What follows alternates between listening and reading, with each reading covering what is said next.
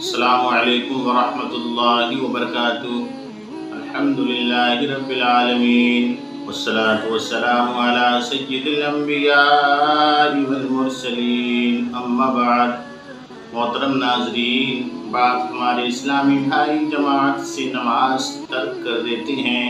آج میں آپ کو بتاؤں گا جماعت سے نماز پڑھنا فرض ہے یا واجب ہے۔ عزیزان ملت اسلامیہ، جماعت سے نماز پڑھنا واجب ہے۔ آپ جانتے ہیں نماز فرض ہے۔ اللہ کی سب سے پیاری عبادت نماز ہے اور سب سے افضل عبادت بھی نماز ہے۔ اللہ تبارک و تعالیٰ نے نماز کو ہم اور آپ پر فرض فرمایا ہے۔ ضروری ہے کہ ہم اس کی بارگاہ میں اپنی پیشانی کو جھکائیں، کیونکہ جو پیشانی اللہ کی بارگاہ میں جھکتی ہے وہ کسی اور کی بارگاہ میں نہیں جھکتی۔ اس لیے اللہ کی بارگاہ میں اپنی پیشانی کو جھکا کر دنیا والوں کے سامنے جھکنے سے اپنے آپ کو محفوظ کر لیجئے گا۔ عزیزان ملت اسلامیہ، وہ ہمارے اسلامی بھائی جو اپنے گھروں کے اندر جا نماز بچھا کر کے نماز ادا کر لیا کرتے ہیں، بے شک اگر کبھی عذر شرعی موجود ہو، آپ مسجد تک نہیں آ سکتے ہیں، تو بلا شبہ آپ اپنے گھر کے اندر جا نماز بچھا کر کے نماز ادا کریں گے تو آپ کی نماز مقبول ہو جائے گی۔ مگر چونکہ جماعت سے نماز پڑھنا واجب ہے، اس لیے ضروری ہے کہ آپ مسجد تشریف لے کر کے آئیے، خانہ خدا کو آباد کیجیے گا۔ یقین جانو مسلمانوں، اگر آپ نے اللہ کے گھر کو آباد کیا تو اللہ آپ کے گھر کو آباد فرما دے گا۔ عزیزان گرامی، جس طریقے سے ہم اور آپ یعنی کہ ایک مسلمان کے دوسرے مسلمان پر کچھ حقوق ہوا کرتے ہیں، اسی طریقے سے مسجد کا بھی ہمارے ساتھ حق لگا ہوا ہے، حق ملا ہوا ہے کہ ہم مسجد کو آباد کریں، خانہ خدا کو آباد کریں، مسجد کو ویران نہ ہونے دیں۔ عزیزان ملت اسلامیہ، میں آپ کو بتاؤں جماعت کے ساتھ نماز ادا کرنے میں 27 گنا زیادہ ثواب ہے۔ سبحان اللہ! پتہ چلا ایک وقت کی نماز اگر آپ گھر پر ادا کریں گے تو اس کا صرف 1 گنا ثواب ملے گا، لیکن اگر یہی نماز آپ جماعت سے مسجد میں ادا کریں گے تو اللہ تعالی جماعت کی برکت سے آپ کو 27 گنا ثواب عطا فرمائے گا۔ تو عزیزان ملت اسلامیہ، جماعت کو ترک نہ کرنا، نماز کو نہ چھوڑنا، اللہ کی عبادت کو نہ چھوڑنا، مساجد کو آباد کرنا ہم اور آپ کی ذمہ داری ہے۔ مسجد کا حق ہم اور آپ کے ساتھ ملا ہوا ہے۔ ہم اور آپ کو چاہیے کہ ہم مساجدوں کو آباد رکھیں، خانہ خدا کو آباد رکھیں، تاکہ ہم خود آباد رہ سکیں، شاد رہ سکیں۔ محترم ناظرین، وہ کون کون سے اعذار ہیں، وہ کون کون سی مجبوریاں ہیں جن کی وجہ سے جماعت کو چھوڑ سکتا ہے؟ مثلا بہت زیادہ سخت بارش ہو رہی ہے، راستے میں کیچڑ ہے کہ دقت ہوگی، پریشانی ہوگی، یا صحیح طریقے سے مسجد نہیں پہنچ سکتا ہے، تو اس صورت میں جماعت چھوڑ کے گھر نماز ادا کر سکتا ہے۔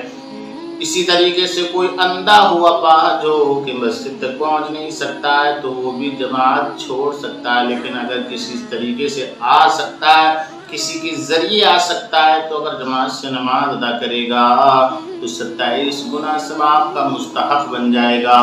اسی طریقے سے کوئی شخص اتنا کمزور ہے، ضعیف ہے، بوڑھا ہے کہ وہ اپنی کمزوری کے سبب، اپنی لاغری کے سبب مسجد تک نہیں جا سکتا ہے، تو ایسے شخص کے لیے شریعت مطالعہ نے چھوٹ بھی رکھی ہے۔ عزیزان گرامی، اسی طریقے سے بہت سخت سردی پڑ رہی ہے، سردی کا زمانہ ہے، سردی کا موسم ہے کہ باہر نہیں نکل سکتے، بیمار پڑ جائیں گے۔ سخت سردی کی وجہ سے کوئی جسم کا حصہ یا کوئی جسم کا عضو جو ہے تلف ہونے کا اندیشہ ہو، سخت سردی ہے، سردی لگنے کا اندیشہ ہو، تو اس صورت میں اپنے گھر پر جا نماز بچھائیے گا، نماز ادا کیجیے گا۔ عزیزان ملت اسلامیہ، نماز کو اگر ہم ذوق اور شوق کے ساتھ ادا کریں گے تو یقیناً اس کے ثمرات زیادہ حاصل ہوئیں گے، اس کے فائدے زیادہ حاصل ہوئیں گے۔ آج کے دور میں ہم دیکھتے ہیں کہ ہمارے بہت سارے اسلامی بھائی جلدی سے مسجد میں آتے ہیں، اور بس یوں ہی جلدی جلدی سے اٹھا بیٹھک کر کے چلے جاتے ہیں۔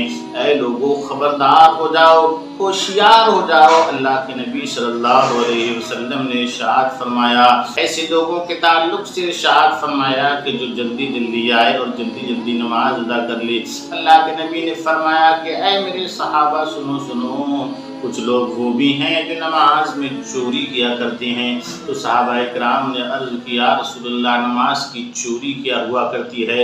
تو آپ ارشاد فرماتے ہیں نماز کی چوری یہ ہے کہ تم نماز کو اس کے تمام ارکان کی ادائیگی کے بغیر جلدی جلدی ادا کر لو، تو یہ نماز کی چوری ہوا کرتی ہے۔ عزیزان گرامی، ہمیں چاہیے کہ ہم نماز کو بڑے اطمینان سے ادا کریں، ذوق و شوق سے ادا کریں، ذہن و فکر کو حاضر رکھ کر کے ادا کریں تاکہ نماز کی روحانیت حاصل ہو سکے۔ رب فرماتا ہے ان الصلاۃ تنہی عن الفحشاء والمنکر، بے شک نماز بے حیائی اور بری باتوں سے روکتی ہے۔ تو یقیناً اگر ہم نے نماز کو جیسا اس کا ادا کرنے کا حق ہے ادا کیا تو ضرور ہم برائیوں سے رک جائیں گے، بے حیائیوں سے رک جائیں گے، اور جو برائیوں بے حیائیوں سے رک گیا تو انشاءاللہ تعالیٰ خاتمہ بالخیر کے ساتھ وہ جنت میں جائے گا۔ سبحان اللہ۔ عزیزان گرامی، امامت کا مقام و مرتبہ، امامت کا منصب بہت اہم ہے، اسی طریقے سے امام صاحب کا بھی مقام و مرتبہ بہت اہم ہے، ان کی شان و شوکت بھی بہت اہم ہے۔ ضروری ہے کہ ہم اپنے امام کا ادب و احترام کریں، اس کی تعظیم کریں۔ ضروری ہے کہ ہم امام صاحب کو اچھے الفاظ کے ساتھ بلائیں، ان کو اچھے الفاظ سے یاد کریں۔ وہ سامنے موجود ہوں تب بھی ہم ان کی تعریف کریں، اور وہ ہمارے سامنے موجود نہ ہوں تب بھی ہم ان کی تعریف کریں۔